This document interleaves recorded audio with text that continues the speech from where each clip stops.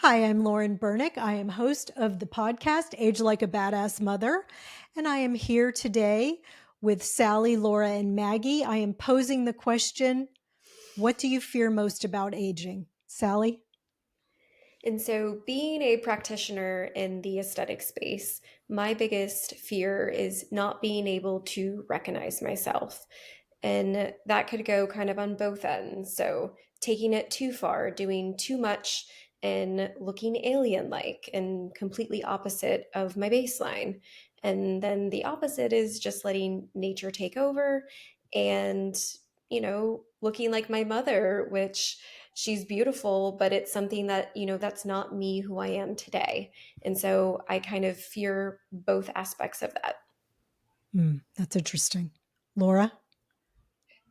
My biggest fear is about losing cognitive function and not just losing cognitive function, but I'm afraid that I'll lose my filter and become a mean old lady and um, just say what I think all the time, which I don't do. I've spent a lot of time focusing on um, choosing my response to situations and teaching other people to choose their response to situations.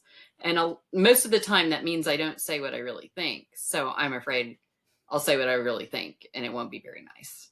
You're talking about like in a work function setting, you don't say what you think, right? Definitely not in a work setting.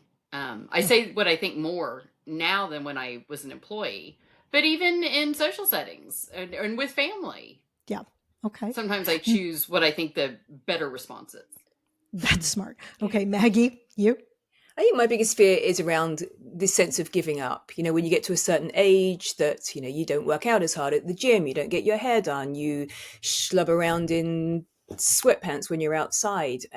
And it comes from being a teenager and just being very judgmental, and that social conditioning holds on. But it's also judgmental about people getting procedures. I never thought that I would, and yet at 59 I got my first one done, and I've already talked to Lauren about what I'm doing next. So it's potentially a slippery slope.